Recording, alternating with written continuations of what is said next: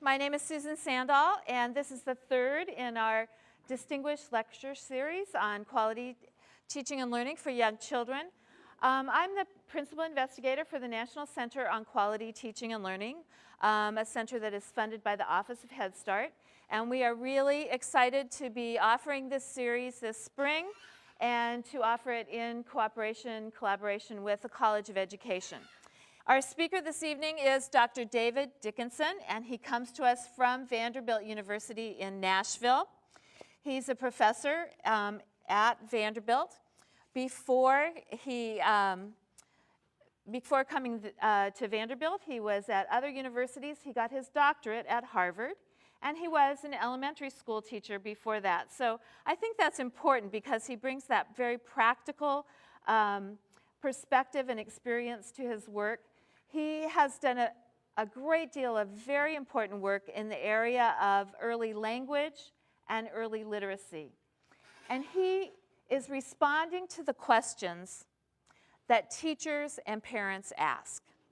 And so I think you'll be really excited to hear from him this evening, because I think some of you will kind of engage with the materials and you'll think, how can I use this?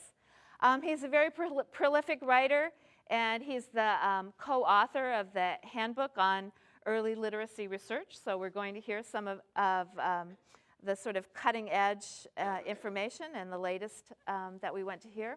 So I'm all set for a great evening, and I hope you are too. And let's welcome Dr. David Dickinson.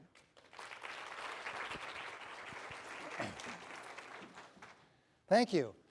Well, it's a pleasure to be here with you. And I got to tell you, being here in spring is amazing. Spring is like forgotten in Nashville, and we don't have rhododendrons there. I've been taking my cell phone out and taking pictures of these bushes, and it's just amazing. So enjoy it. You have a real gift here around you. All right, well, what I want to talk about tonight is a way of thinking about classrooms and the patterns of language use in classrooms that comes from a perspective on language and language use that has been of interest for many years, but has recently become of increasing interest for those thinking about language as it's used in the context of communities and looking at the way that language is shaped by the norms in the settings where people are. So in the course of the next hour to hour and 15 minutes, I want to lay out an argument that has 3 steps in it. The first point is that language development in the early years, before school, is related to later literacy success. And this is something that probably many of you are familiar with, but I'm going to provide some details and hopefully some new insights into just how critical the early years are. The second point I want to make is that children need to acquire ways of using language that are associated with literacy. It's not just that they need to learn language, but there are particular ways of using language that are critical. And the third point is the one I already sort of foreshadowed with my title. Language is learned within communities. So we need to create classroom communities where adults are skilled in the uses of language that lead to improved literacy outcomes. All right, the first point here, language development in the years before school is related to later literacy success. And to start with this point, we're going to turn the clock way back to the beginnings, to infancy. And so those programs that are early Head Start programs, they're the ones that are primarily, this is sort of the primary role for you, but Head Start teachers and other community childcare, of course, are working with parents who have children or are going to have young children. So these messages about the role of parental input at the very earliest ages, I think, are critical for programs to be communicating to families in as clear and dramatic a way as possible. Because it's become increasingly apparent that the language experiences that children have in the first 2 years are important for their ability to learn language and later language ability. So it's not just the number of words that children are increasing. It's their actual speed and capacity to learn new language. And I'll build that a little bit as I'll explain that a little more. Because research is now being done that shows the efficiency, that means the speed and the accuracy with which 2-year-olds are able to take in words and make sense of them, relates to the size of their vocabulary and to their grammatical development, their ability to understand connected language, sentences. And by the way, throughout this talk, there are going to be references, and I'm separately supplying a reading list that has all the research that I'm citing. This work on the toddler and preschool years, one of the really critical contributors is Anne Fernald, who actually has a chapter in the most recent Handbook of Early Literacy Research that pulls a lot of this together. She has used a technique for peeking into the minds of very young children, in which a child will sit on his or her parent's lap and look at a display which has 2 pictures that are shown. And while those pictures are being shown, a voice will name one of them, like dog or baby in this current one. And children will look toward the picture that's been named. And the speed with which they look toward that picture is an indicator of how quickly their synapses are connecting between that verbal input and the conceptual representation for the word. It seems like magical, but they have consistently been able to get babies to do this and to get interpretable data from this. So here are data that have emerged from this preferential looking treatment. And what's on here is, first on the side here, we see is the mean number of words that are in a child's productive vocabulary at different points in development. There's strategies for asking mothers and fathers about children's language use that have been used many times that are fairly good indicators of the words that children are using at any given point. Across here we see the ages of the children from 12 months up to 25 months, which is when the study was conducted. And the 2 lines here represent children who either were in the fastest ones to process words, less than 75 milliseconds to make sense of that word and fixate, or more than 75 milliseconds. So the blue line is the faster processor, and the red line are the slower processors. And what you see here is that these 2 lines diverge. So by the time children are just a hair over 2 years old, the children who are faster in that one little setting at processing words have vocabularies, productive vocabularies around 450 words, whereas the children who are slower have vocabularies of 325 words. So we have a large difference here that's emerging that is well accounted for by this processing ability. So those are kind of scary data when first observed. One could say, man, some children are just wired to be smart. I mean, and you probably sort of look around and say, am I one of those smart kids or not? But the reason that this is particularly important for Head Start programs to know about, and actually all parents to know about, is because it's not just smart people. It's not just you're born quick. There may be some of that in there. I wouldn't deny that there's probably some contribution to sort of genetic capacities. But the important message for people in programs is that the speed with which children are processing language is also predicted by how much language they hear. Infants, Hurtado looked at Spanish-speaking families. She was interested in their experiences, and she found out the amount of language experience that those children were having, and she used this preferential looking technique. And she found that the children who had more language input at 18 months had larger vocabularies at 24 months, and they were faster on this processing technique. Interestingly, this difference was, even when they took into account where children were at 18 months in terms of their vocabulary, their input from their homes and their processing speed was accounting for their vocabulary growth. So these infants, very young children here, were in quite different language environments. And the richness of those language environments played an important role in predicting their early trajectory in language. And when I say they were quite different, I mean that they were huge differences. So there were, for the children who were with very talkative mothers, they heard 7 times more words, 5 times more utterances, 3 times more different words. Sentences were twice as long, and interestingly, the final one, this was not related to social class. So it's not something that you can just say, well, all of my children are of a certain sort of economic background, and so they probably are getting similar kind of experiences at home. They may be quite different, and the optimistic side of that is that these were parents all from a certain sort of background. It didn't matter. So the parents, it was what the parents knew about supporting their children and what the parents did with their children that made the difference. And so that's why this is such important information for Head Start programs to be communicating to parents. So we take this another step farther out.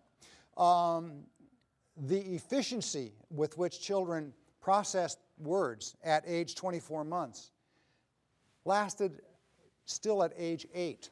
They were able to find prediction from the age 24 months. And this other studies, now I'm going to switch. So that's from this one methodology, which is showing that the degree to which you sort of get tuned up to be a language processor has longer term implications. And other studies, now I'm going to talk about with much larger samples here, Farkas and Barone have pulled together multiple very large studies that account for over 10,000 children, following children from the ages of 3 and 4 out to 13. And they find consistently that the size of children's vocabularies in the later preschool years predict their later vocabulary. So these kinds of things that we're seeing, part of the experiences that happen when children are very young are getting children on a trajectory. Their language capacities and size of their vocabularies in preschool years predict way out into early adolescence. And this isn't just about language relating to language, but why this is particularly important for academic outcomes is that the vocabulary that children have in the later preschool years and as they enter school and kindergarten relates to children's reading comprehension in grades 3 and 4. Here again, I'm referencing one of these large studies, the NCQTL Child Care Study, which is a nationally representative study, over 1,000 children. It followed children from shortly at birth, now up into early adolescence.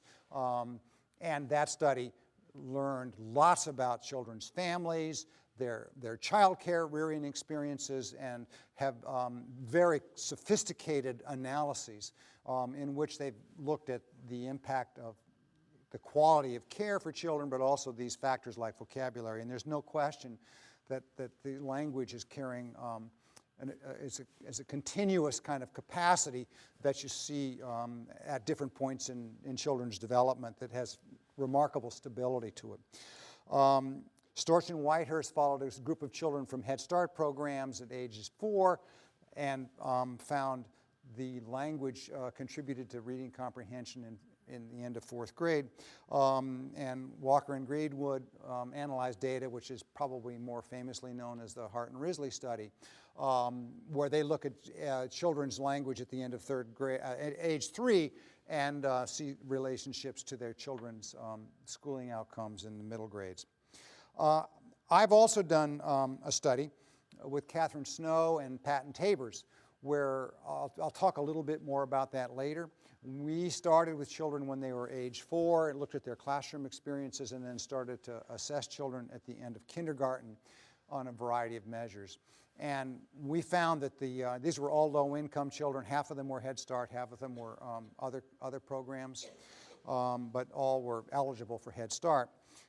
We found that the children's vocabulary at the end of kindergarten was correlated with their reading comprehension scores in middle grades at over 0.5, if you know correlations. It was a very significant correlation. It's a correlation large enough so that if you went into Las Vegas and had those kind of odds, you'd leave a winner. So there's no doubt that end of kindergarten relates to, again, 4th grade and the end of middle school. Another study followed children all the way out to the end of high school from kindergarten, toward the end of high school. So these language abilities aren't just predicting vocabulary. It's not language means language, but language is translating into stronger reading abilities. So why might this be?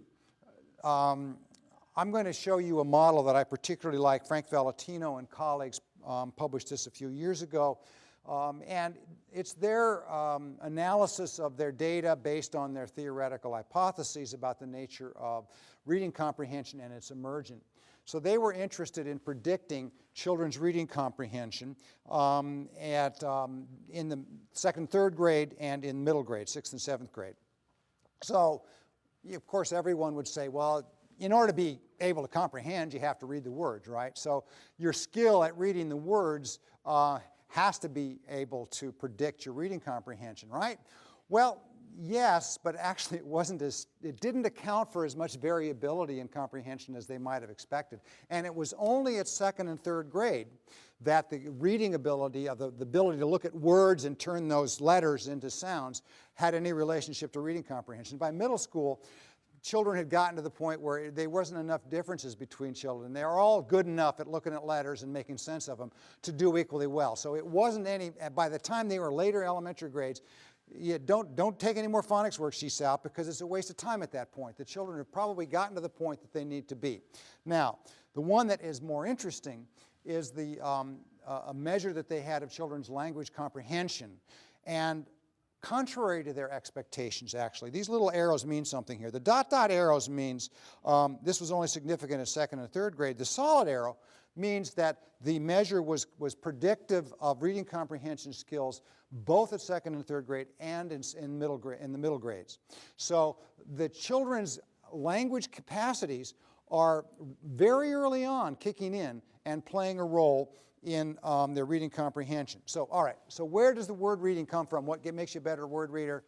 You know, if this was a more interactive session, I'd be having you all raise your hand. You'd all say phonemic awareness or, you know, something like that. Phonological cluster. So this has to do with letter knowledge, the ability to just focus on the sounds of words, which is critical. Children need to get to the point of doing rhymes and initials and knowing what initial sounds are. There's no question that's part of reading, and certainly that contributes very strongly to children's word reading. But the stuff that I'm more interested in, down here at the bottom, what accounts for children's language skills? Well, one of them is a measure of their knowledge. Actually, if you think about vocabulary, it's kind of hard to think about having a big vocabulary and not knowing anything, right?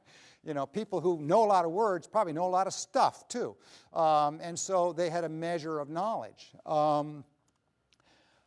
It also was important that their ability to understand complex syntax, longer sentences, passives, more advanced relative clauses, more complicated syntax predicted their language comprehension. And then, not surprisingly, and you see that double line means whammo, big contribution of vocabulary and conceptual knowledge to this language composite, which was predicting reading comprehension at 2nd grade and 3rd grade and 6th and 7th grade. And there was one interesting composite sitting here in the middle, spelling. Children's ability to spell was bidirectionally related to phonological awareness. That is, children who had sort of phonemic awareness were better spellers, and better spellers were also able to do better on phonological awareness tests. But interestingly, spelling was also helped predict vocabulary. And this relates to something that may not be as well known right now. There's been a lot of interest in something called morphological awareness, which is the children's awareness of the parts of words.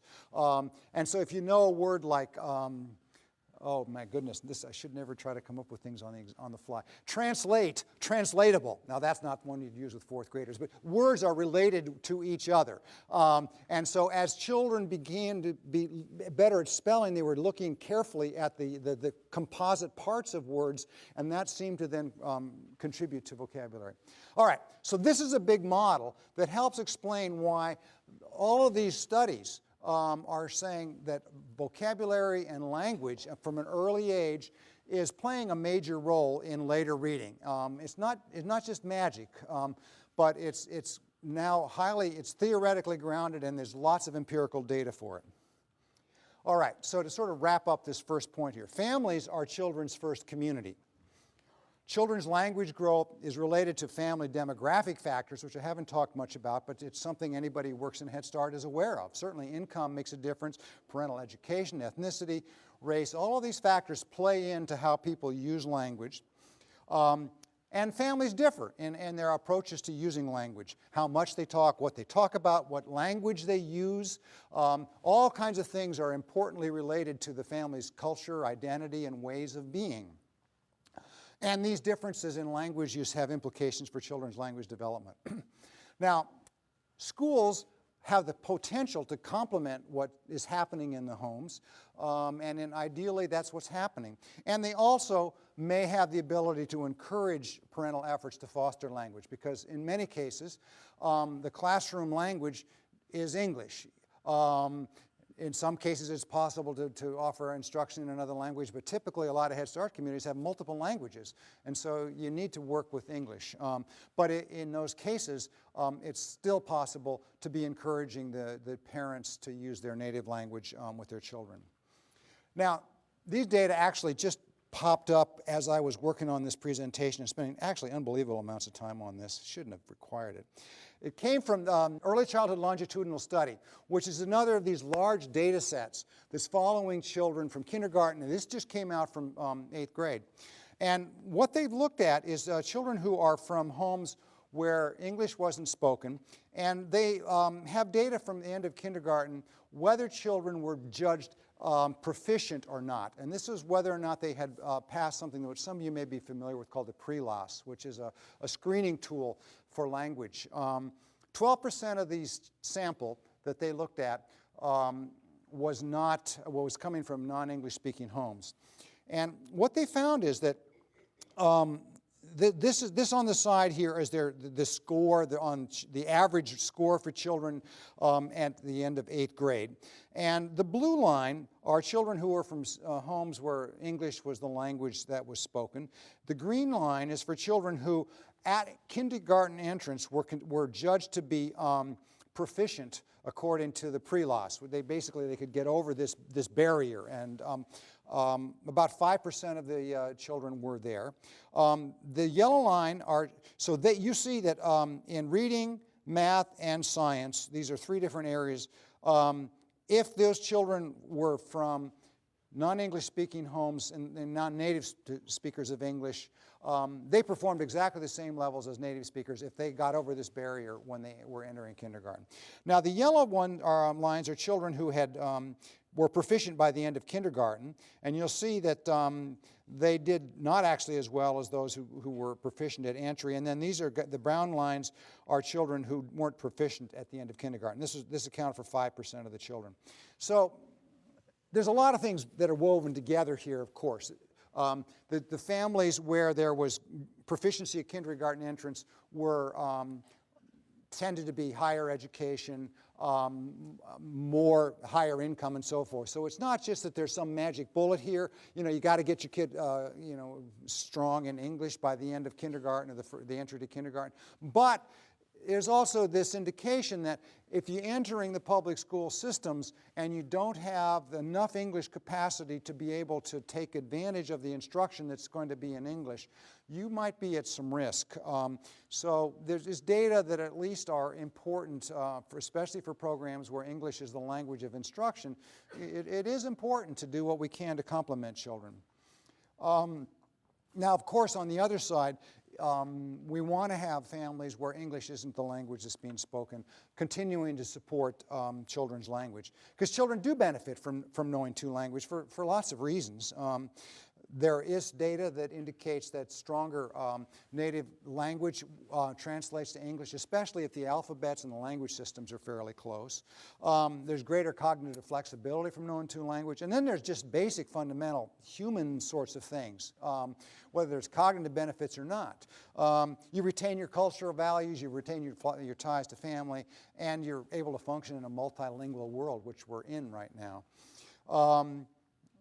So it's important, however, if you are wanting to maintain the native language, that first language be maintained and that families take some steps toward supporting that. I got a lot of data here. I'm just going to focus on the one on the right here. These are data that have followed children from Spanish-speaking homes, and this is this line right here, the top one, is the average for children if they were native speakers of Spanish and they were in a Spanish environment, where they would be. These lines here at the bottom are children's Spanish proficiency across different kinds of home language situations. I'm not going to go through all the details. The important point here is that there is increasing distance between where children would be if they were native speakers of Spanish in a Spanish environment and their Spanish capacities, even in homes where the children are hearing Spanish. So it's very difficult to maintain good capacities in that native language, even when there's support at home. And this is something that I know is of concern to lots of people, and I suspect maybe one of your other lectures is dealing with these kinds of issues. All right, second point. Children need to acquire ways of using language that are associated with literacy. All right. There's something called academic language, which is getting a lot of press recently. And it's a kind of approach to thinking about language that I think is embedded in the Common Core, which is also getting talked about a lot, not so much in the preschool years, but it's headed this way.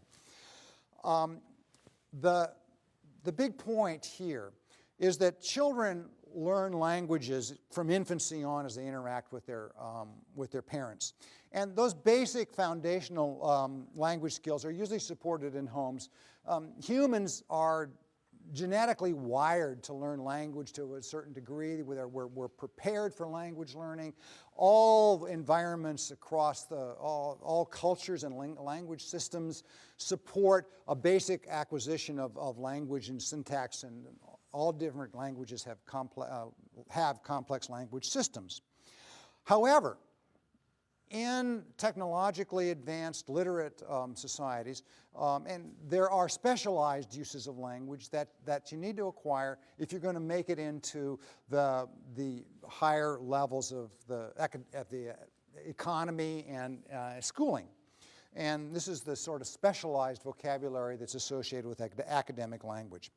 So literacy draws on this ability to use language in ways that's different from conversations, sort of informal conversations. And there's the greater demand for vocabulary, diverse vocabulary. When you look at written language, you find very low-frequency words will pop up that are not likely to show up in conversation unless somebody's trying to show off. The grammatical structures tend to be different. They may be very embedded and communicate a lot of information in a very dense, condensed way. And there are certain literary ways of phrasing and using language. All right, now, to illustrate what this is all about, I'm going to switch to something that's familiar. Okay, you know what this book is? I hope.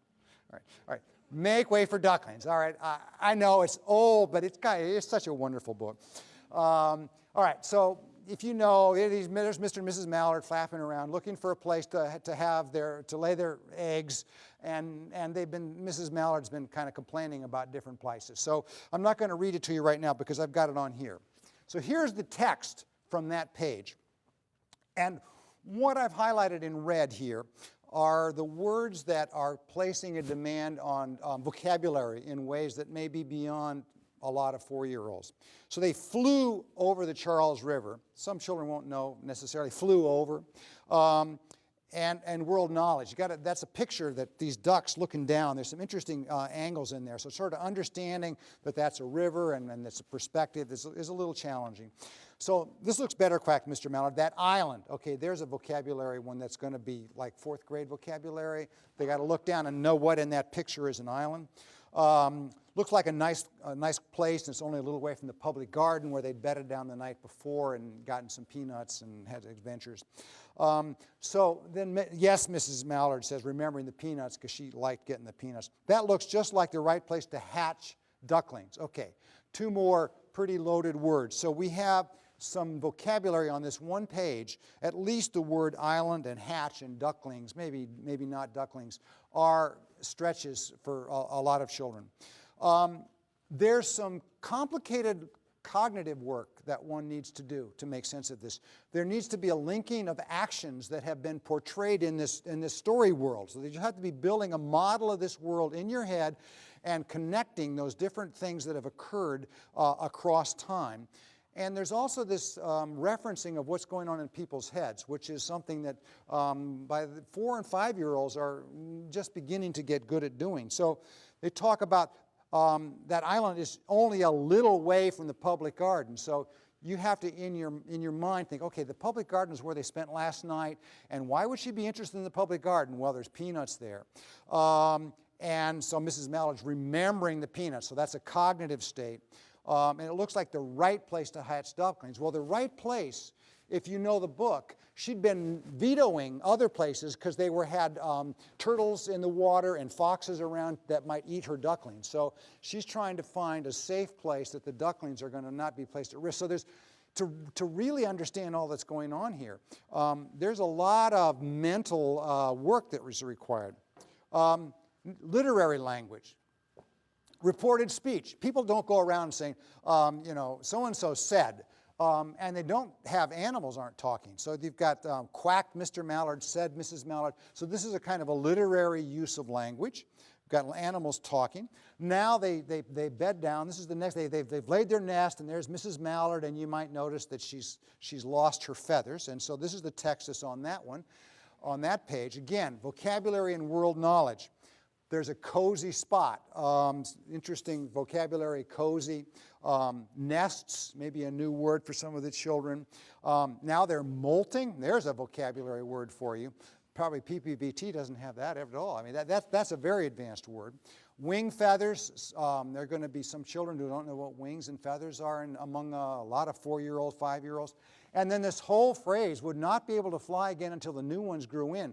What's that all about? I mean, how do birds fly? What do feathers have to do with flying? That's a heavy load of information along with vocabulary. Using language to define new vocabulary. This is a sophisticated kind of thing, and to figure out what's going on here. So the word molt is there, and there's a whole definition for it right after it. But that's a pretty fancy way of using language to figure out what other language means. And I can tell you that there's a lot of young children who, without help, aren't going to get that. Complex sentences, my goodness. These are long sentences. I'm not going to go on and read all of this for you because I'm going to run out of time. But just that last one, all their old wing feathers started to drop out and they would not be able to fly again until the new ones grew in. I challenge you to find a complicated sentence approaching that happening in the course of an entire day in a preschool classroom. And if there are very many of them, you might have problems. It's very sophisticated language. Literary language, also sort of ways of using language that aren't going to happen in everyday language. And only just in time, for now they were beginning to molt. I mean, storytellers talk like that, but people don't very often. Okay, so others who have looked at this issue of how people come to join the academic language using community. David Corson is an important person, stated, Oral participation in a culture of literacy seems at least as important for vocabulary acquisition as some of the work on which schools concentrate in the formal teaching of reading or in direct vocabulary instruction. I would say maybe more important. So I think evidence is growing that we need to position children to participate in this culture of literacy and the language environments that they're going to encounter. Hopefully they go into schools where there are language environments, but we can only fix preschools at a time. But certainly the literary worlds that children are going to be entering carry demands with them that are complex. And this kind of oral participation may happen in homes, it may not, but it can and should happen in classrooms. So this ability to have a prior sort of oral access to literacy actually varies across families. That goes along the lines that we mentioned previously, economic, educational, so forth. Some children are hearing language like this in the home where they're reading it. Some aren't. But preschool teachers can provide this, and some teachers are very effective at doing it, and that's where I want to move toward the end of my talk here. So that brings us to this next big point here. Language is learned within communities. So I've been talking a lot about the family as the initial community. But since it's learned in communities, we need classroom communities where adults are skilled in the uses of oral language that lead to improved literacy outcomes. Now, our ways of interacting and using language are governed by lots of implicit norms. You're all sitting here quietly and listening, and nobody has tried to jump up and object and so forth. There's a lot of norms that govern what people do at different times. So there's certain things you talk about, how much you talk, who gets the floor, how you get the floor, how long you talk once you get the floor, how sophisticated your language is. Any one of these norms, if somebody goes way outside the bounds, they're viewed as strange. So like if you're hanging out with a lot of friends and you start talking in the way I'm talking right now, people would say, get away, you're too strange, too much talk, too many words. So you have to, we just do it. We calibrate our ways of participating to the setting. And teachers are setting norms based on their own norms that they bring with them. You come into the classroom as a teacher having had 20, 30, 40, 50 years or more of language using experiences, and you carry with you lots of these expectations about how language should be used. You have pedagogical practices that you use, some of which you learned when you're maybe being trained, some of which you've learned through coaching and other places. And finally, I believe that it's possible for curriculum-guided practices to be put in place, and it's possible for curriculum to have some role in shaping these practices. I've recently been looking carefully at language in lots of classrooms, and it's apparent to me, as it is to many others, that there's a lot of variability in language use across different settings, and that relates partly to the context in the classroom. And so it varies across teachers in terms of whether you're in a book reading area or you're in a small group. But there's also huge variability from one teacher to the next, which is a byproduct of the fact that we come from different backgrounds, family backgrounds, educational backgrounds, and so forth, and own individual preferences about how we use language. So here's more data. We have data from 52 Head Start classrooms that we've transcribed roughly 10 minutes from multiple settings. And here I have the settings from book reading, a small group, and what I call group content in sort of introducing a unit or providing children different kinds of information related to the current theme. And we've coded this in terms of whether it has a sort of, the talk has a conceptual thrust to it, and conceptual is pretty broad. Things having to do with sort of instruction around print, letters, numbers, world knowledge, so lots of sort of informational things. Whether it's interpersonal, which would be stories, personal stories, preferences, I like this, I like that.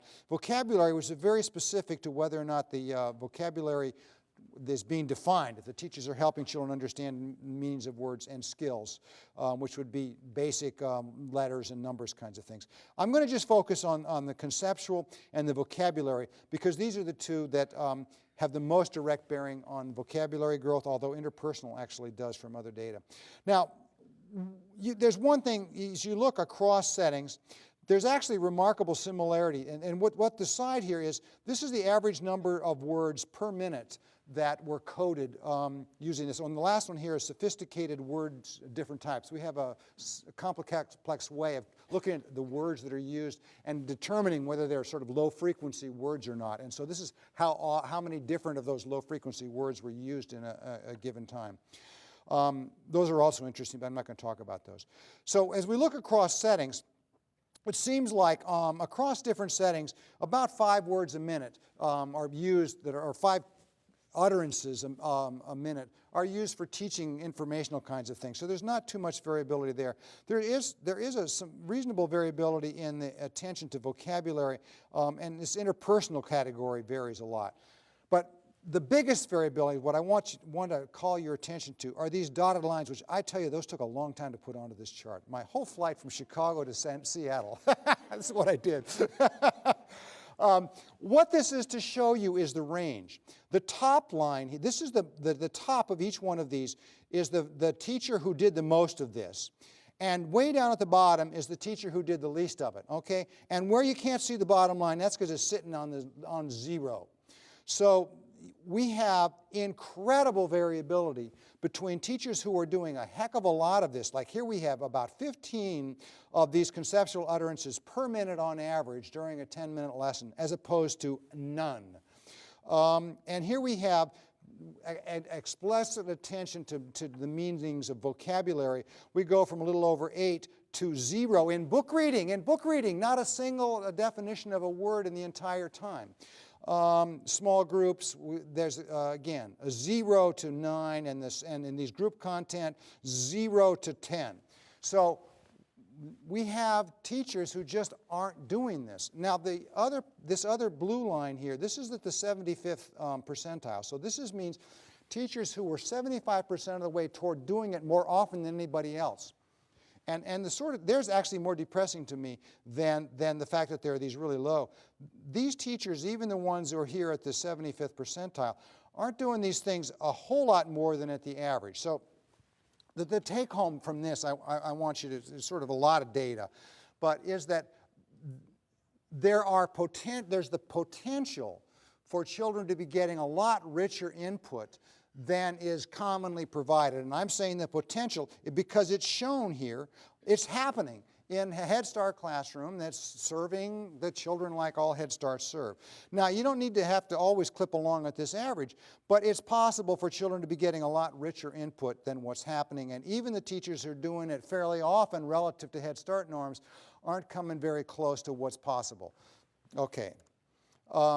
So there's variability across teachers, and I think we need to take very seriously, need to look carefully at language use and do what we can to elevate the frequency of use of things that are known to be helpful. I have data now that say that we really need to do this. We do need to do this. We followed a group of children from age 3 to grade 7 and 8, all were low-income children. This is the longitudinal study that I did with Catherine Snow. And we started this, believe it or not, in 1988. My big article came out in 2011. Some data is a long time to come to fruition. Okay, we went into classrooms and we audio taped teachers and videotaped teachers, transcribed it and coded it and then analyzed it for a long time. We started to test children at the end of kindergarten and we tested them at the end of 4th grade. And in our analyses, we took into account the variability in homes, backgrounds, and these children were all from low-income backgrounds. And here's what we got. The end of 4th grade, we assessed children individually on their reading comprehension. In kindergarten, we looked at their abilities, and knowledge around print, not surprisingly, was related to reading comprehension at the end of 4th grade. But here we got the big winner again. Receptive vocabulary was an even stronger predictor of the end of 4th grade reading. So these data are like what other people have found with larger samples than ours. But what we have that no one else has, which is why it's so important for Head Start, is we know the specific kind of language experiences that happen for children between the teachers and children in those classrooms when they were 4 years old. And we have at least correlational evidence that certain things matter. The percentage of sophisticated vocabulary, that's that little thing I didn't talk much about, sophisticated vocabulary, which hovered around 1 word per minute in that data that I showed before. That was predictive of receptive vocabulary in kindergarten. It also was predictive of their print knowledge. And the percentage of analytic talk during book reading, how much time teachers were talking about the meanings of words and understanding how characters while they were doing things, also was predicting receptive vocabulary. And receptive vocabulary, so then, was this predictor. And we had a very significant regression component here. So these are data that say, at least in this one correlational study, these language practices are important. Now, a caveat. These language practices were one way we had of looking at teachers and I think identifying teachers who were good. These teachers who were good, in addition to using sophisticated vocabulary and a lot of analytical talk, were probably doing a heck of a lot of other good things. So it's not, this is not a silver bullet, but it is something we need to aim for. It's a part of a package, and I'm going to show you a package here in a minute, a teacher. So here are the things that we found were important. Use of lower frequency vocabulary, and particularly in one-to-one conversations during centers time. So this was related to, in order to do this, in order to use this kind of vocabulary, teachers need to have reasonable knowledge about the world, and they need to have an inclination to talk with children. And one of the things that is a challenge is if teachers are not personally inclined to engage children in conversations during centers time or meal times and so forth, that may not come naturally.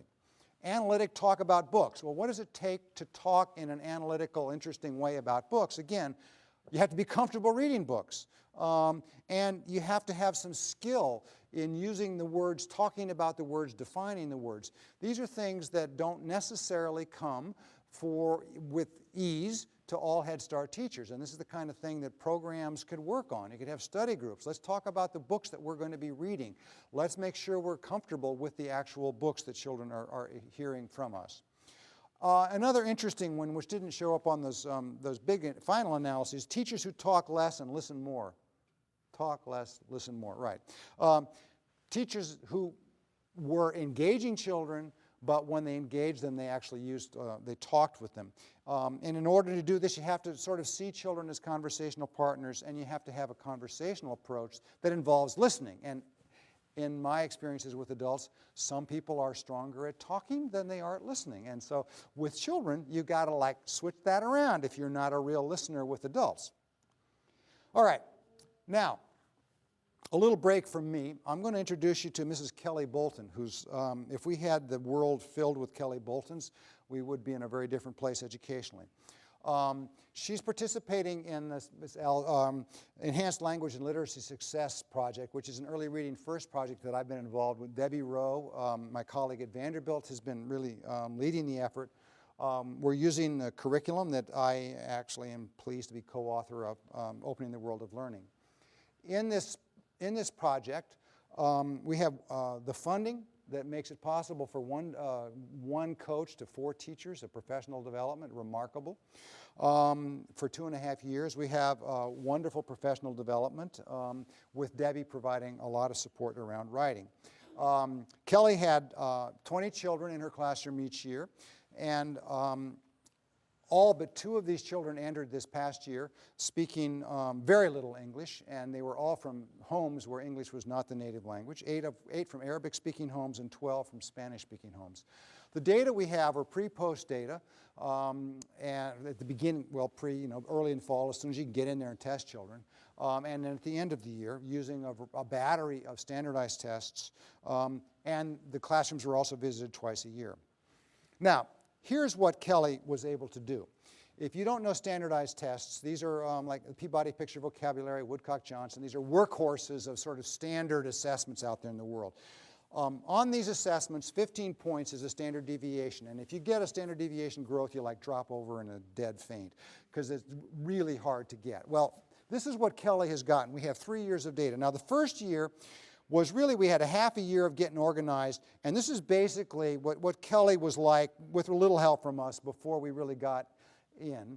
She was already making major gains. This is double the standard growth you see in Head Start programs and vocabulary. But by the time she got to years 2 and 3, she's having mean growth. These English-speaking, these children in their receptive vocabulary in English of 1 1/3 standard deviations. This is absolutely amazing, and this is an average of 20 children. This isn't just like, if you had an intervention, a one-on-one intervention that you said could get 20-point gains in PPVT, you'd go out and make $1 million. She's doing it with 20 children at a time. She ought to get paid $1 million a year. And so it's not just receptive vocabulary, but the expressive vocabulary gains are equally impressive. And it's not coming in at the expense of children attending to print and learning about print, because she's getting remarkably large gains in that also. So this is, I'll show you later the average from, she's like our star. Of course, I'm showing our star. But these data I'm going to show you at the end here from the full group. All right, so what is Kelly doing?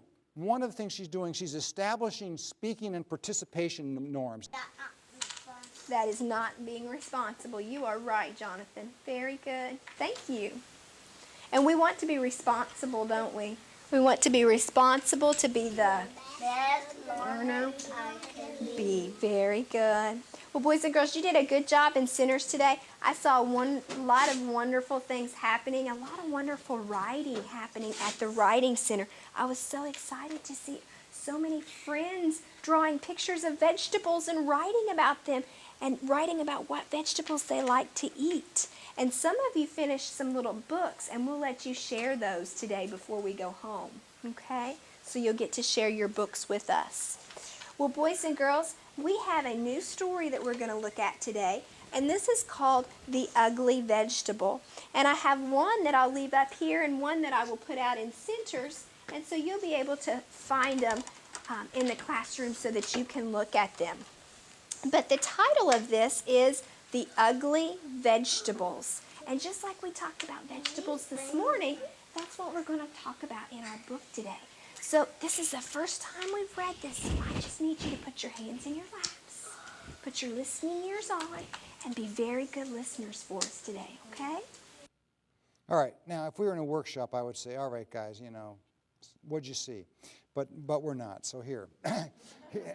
Here are some of the things that you might have noticed as it went flying by.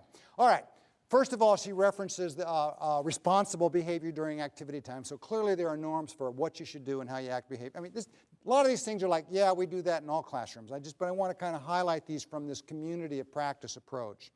But it was interesting, this responsibility was initially articulated by a child, and then she picked it up, and the children responded back. So there's clearly well-established norms in this classroom. She's celebrating writing. So this is one of the activities around language that we do during Centers time, is we write. And these words that we write are connected to the unit in very interestingly intentional ways. She establishes the need for them to assume a very particular kind of listener role. In this, she's using the approach to book reading that we recommend in AL, where you move from listening to co-constructing over a period of time. So she's establishing, this is the first read, so basically I want you to listen to me. You can talk some, but this is not a talk time. And another norm that's just woven through here is what we talk about in one place relates to other settings. I videotaped her actually just a few weeks ago, partly for this presentation. The day is like a tapestry. There is absolute constant connections between one part of the day, the other part of the day, and earlier in the year. What we write is to be shared with others, another language practice. And books that are read in the group are also for independent use. These are all things that I would call norms that are established for how language gets used in these classrooms. Another thing that she does is she uses nonfiction literature, which is a different kind of genre, a different kind of language practice. A direct information giving that's not a narrative line. Its illustrations are used in important ways to support meaning. And with this book that she uses, it's directly connected to what she's going to be doing throughout the entire day, the entire week. And here again, there are different sort of speaking norms that are in place for the children's participation. And giving them water. This You is have growing to give them vegetable soup. water. That's what helps them to grow. And they put a little piece, a little stick, so that they remember what they planted. So each of the little sticks, this says tomato, potato, green bean, carrot. That way they know what they planted there. Just notice how much And information waiting for she's the warm providing sun above to and beyond make the them text. grow. So they have to have the sun and they have to have water to help them to grow.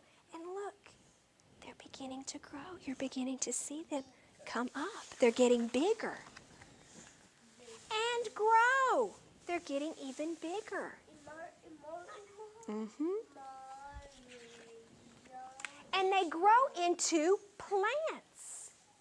So there's the pea, and some of them, the squash blossom, get flowers. Some of them grow a flower. Pumpkins do have a flower, you're right. Okay, so we see the text is being used, the pictures are being used. Children can participate, but it's in a very narrow, focused kind of way.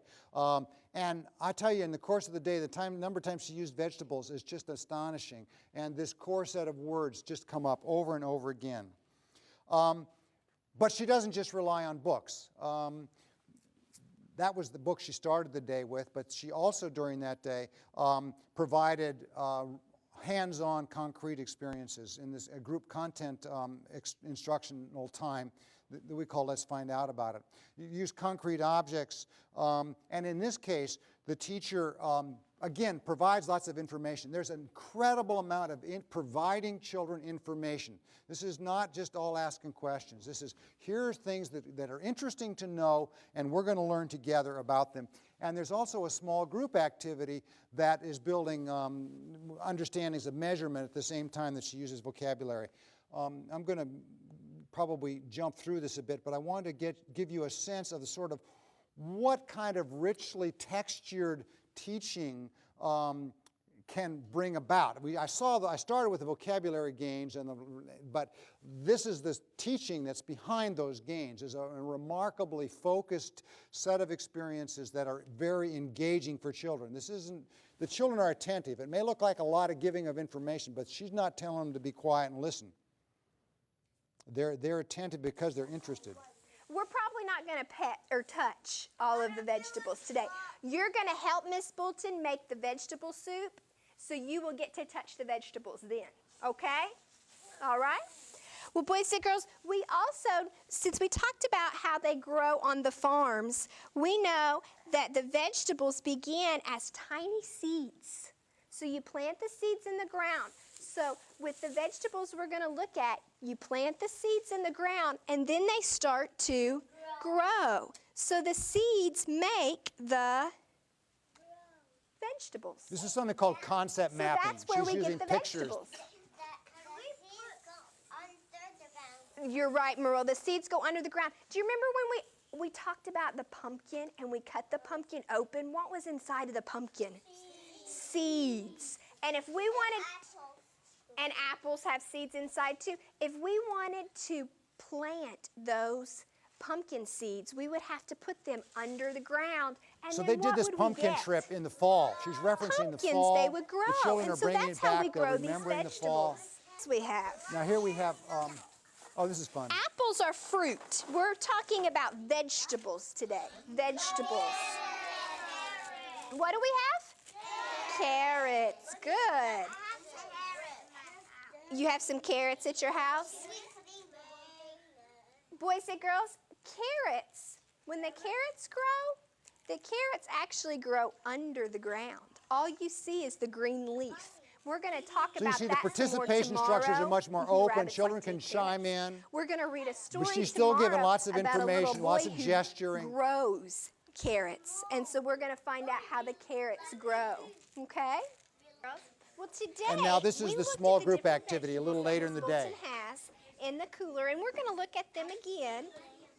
And then you used this with Miss Mushton when you talked about what had more, if something had more or less. Well, it will also tell us if something weighs more. That means if it's heavier, okay? Right.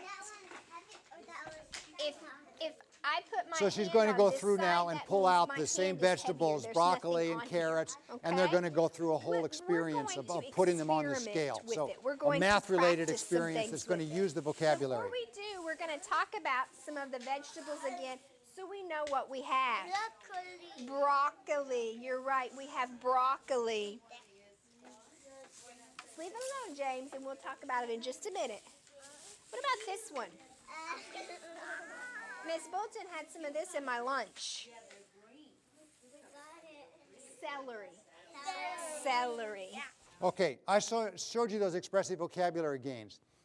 You know, you see, you don't get expressive vocabulary gains because all you're doing is talking at children all the time. And they chime in, so they're in the habit of trying to figure out what these words are. They do the exact same thing. It's a real cute interaction with onions coming up. The kids are totally with her, and they're tuned in to the language, and they're sort of implicitly seeing this classroom as a language learning setting. The teacher is always expanding their knowledge and providing them rich new language. Other settings, which I had to restrain myself, she sits down one-on-one in writing. So that small group is a more participatory. Children are chiming in. They can initiate things. She's not holding them off. In the one-on-one writings, it's a different kind of experience. They're looking at those concept map pictures that I noted earlier. They're intensively looking at the sounds of the words and analyzing the words. Remember, I showed you those data about spelling relating to vocabulary. This is preschool spelling, is a context that's supporting children's vocabulary. And then she has children come to her two at a time, and they chop up vegetables for making vegetable soup. Again, it's the same vocabulary, the same vegetables that are there. Then she adds vocabulary around cutting and so forth. The book reading changes over time as children become more skilled with the language. And I'm going to just jump pretty much to the second reading. So the first reading, there's a lot of this information giving that you've seen her do a lot. And then in the third reading, she begins to bring the children into it. I'm going to jump right to that point. She's starting to chop them with her big knife. There's her big knife right there. Yow, she said when she cut them. She had to use all of her muscles. The vegetables were hard and tough. All right, that was the end of the first In the reading. spring, I helped my mother start what are they starting? A garden. And they used what? What did we call this? Shovels. To turn the grass upside down. And I saw, what did she find in the soil? Worms, pink worms. And they would wriggle around. It was hard work. And when we stopped to rest, the neighbors were planting their what? Flowers, their flower gardens. Crewmarine was digging too, and she was using a small what? In her kitchen. Why are we using such I'm sorry. big shovels? Because they're garden. Because they had to do more what, Christian? Digging. Because they're garden big. Well, they were planting some different things in their gardens. So Mother being dragged the what is that called, Sarah? The water hose. All right, so she goes through and pauses over keywords. The children are I was trying to get to the end, which is so cute. When they get to the hee-yow, and they're whacking the things, and all the kids do hee-yow, and so they have a good time sort of chopping the vegetables together. And so increasingly the children are playing a role in reconstructing the story. So, all right, I'm showing you one teacher who has made, actually, according to her own estimation, some dramatic changes in how she works with children. But early childhood programs are tending to have considerable difficulty significantly changing children's language abilities. I've recently finished a study where we were in the control group was a very good Head Start program, and we did not do better than the control group. Others have, in the Handbook of Early Literacy Research, we've reviewed other studies. Laura Justice was here recently, has run into the same kind of challenge. Other intervention studies can get changes in letter knowledge, maybe some phonological awareness, but boosting vocabulary has been a challenge. And there have been not many significant changes. And when they look carefully at the language practices of teachers, see a failure to shift very far in how teachers are using language.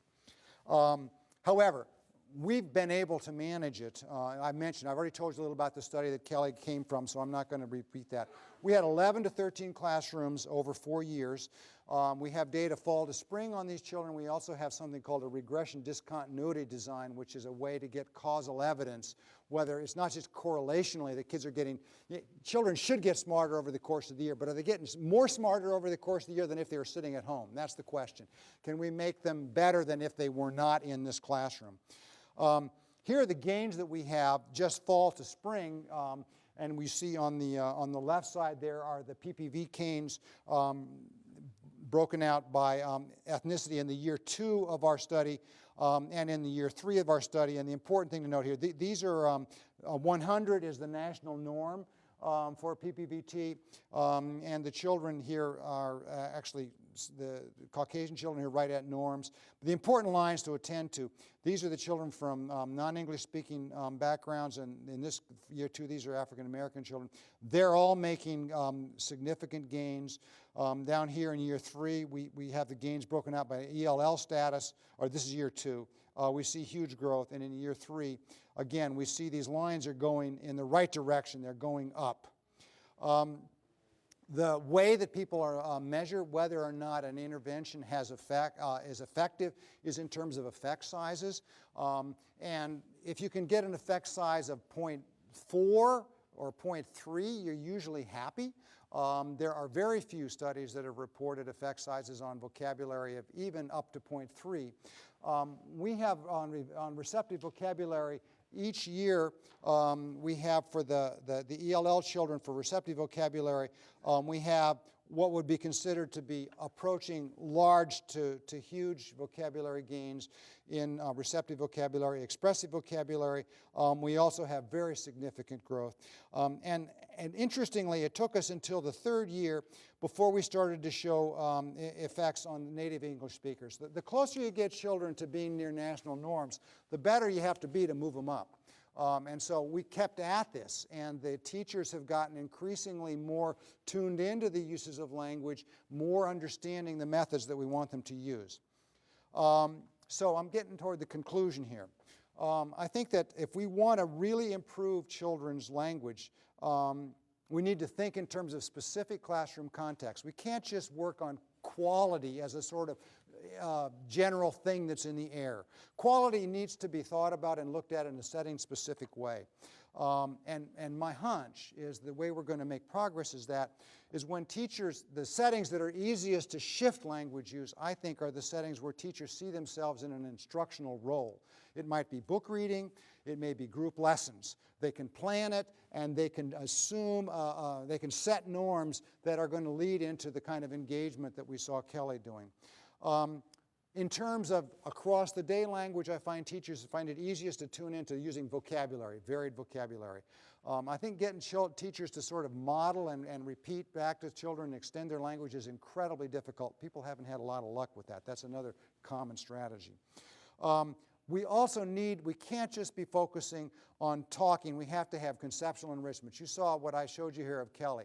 This is a knowledge-rich classroom. Every moment of the day, children are having opportunities for learning things. And she's not teaching all the time. Of course, children are around doing centers kinds of activities also.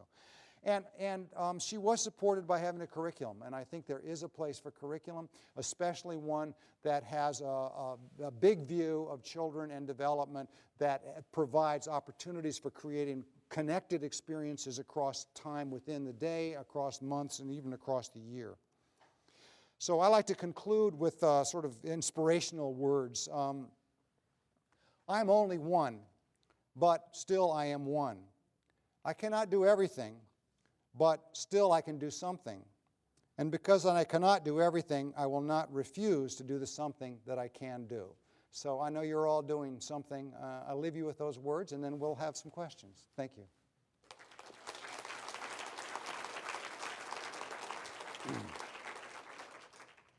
Yes? So last week we had a speaker, Dr. Deborah Leong, who talked about the importance of play, and it seems that your lecture is very, very learning intensive and not really providing they do interactive experiences, but it's always educational and not allowing the kids to be so much creative on their own. Have you done any studies about the importance of play, and if so, what would be an appropriate balance between the two? I'm glad you brought that up because, Deb and I think, would probably be at different points on the continuum, but we actually aren't as different as we would appear. I've highlighted here the elements that I think are absolutely critical for these kinds of language gains and that I think are particularly uncommon in really good early childhood classrooms. But I could have shown the dramatic play area in Kelly's room that absolutely blew me away, where she had set up the children to assume, if you know Deb Leong's work, and I mean Elena Bedrova, and where they have children learning, taking on roles as a tools of the mind kind of approach. Well, Kelly had done something along that line. It was a doctor's office where the children were playing. They had clipboards. They were doing check-offs. Children were coming and playing the role of patient and doctor. The teacher wasn't anywhere near. She structured it. She'd had educational goals for, but it was completely child-driven.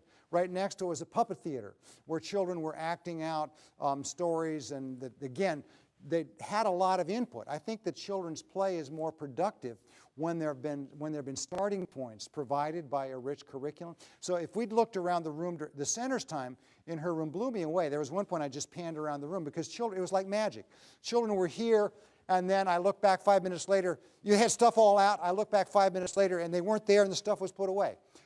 So I absolutely think that child-directed play is critical. In fact, the work I'm doing right now is looking at how we can connect book reading to play and trying to see if we can come up with an intervention to guide teachers toward a productive use of books and then connect it to play and have play as a way that is extending the language experiences. So I think play is critical. I think it's under pressure. I think there's not enough time for play.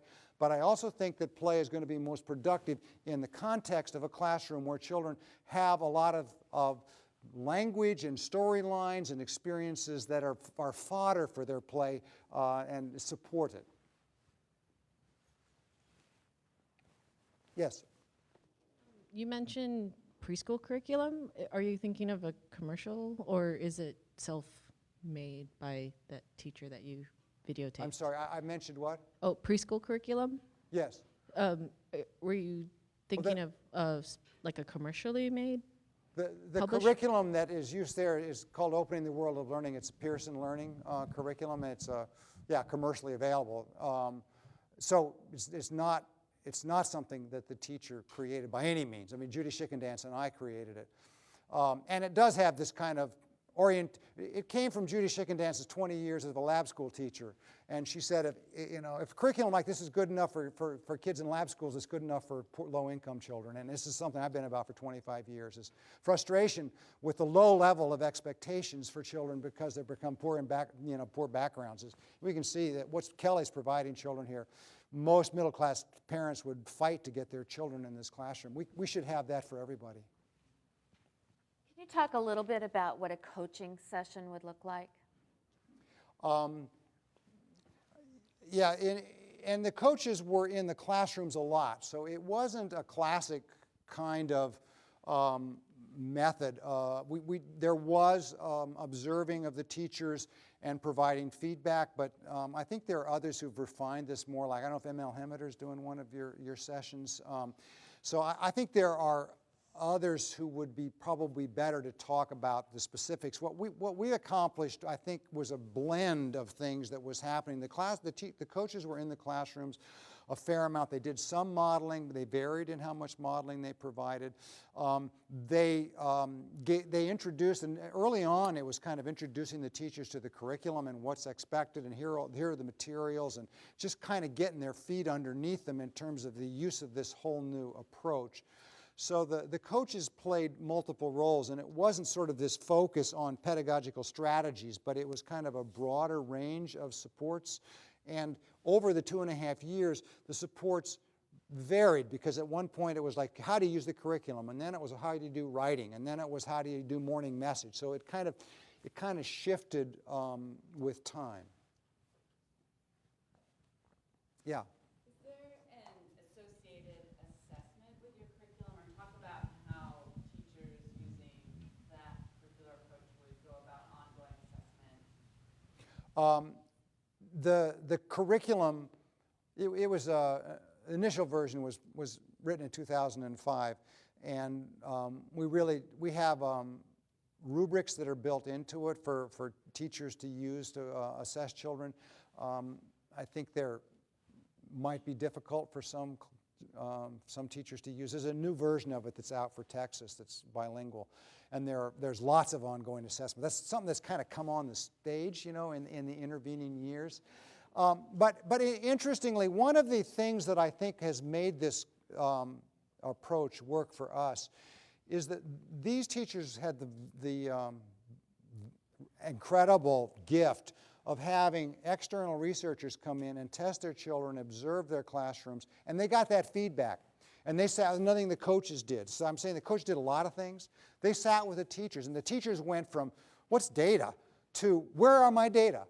What happened with my kids' PPVT scores? We did fidelity of implementation of the curriculum. If I did another talk, I could show you fidelity of implementation of the curriculum was very predictive of kids' growth. So it's like there was data that were saying, you're doing it or you're not doing it, and doing it is associated with more learning, and not doing it, we had ELCO, another tool that is used for rating classroom quality. Teachers were eager to know what their ELCO scores were, and so then that guided the practice. So that's what we did, but I think the message is broader, which is having some objective criteria against which you're evaluating your practice is really an important leverage point for coaching. And I'm doing actually a project in Abu Dhabi right now, and that's where we're giving teachers guidance. So this is what should be happening when you're reading books. This is what, and they really appreciate that, and it gives the coaches a starting point. Say, okay, here are the 10 things that should be happening. You did 6 of them, so let's talk about it. But that can be created by any program that has the funding and the capacity to have some professional development supports. I want to thank you all very much, and thank you, Dr. Dickinson. My pleasure.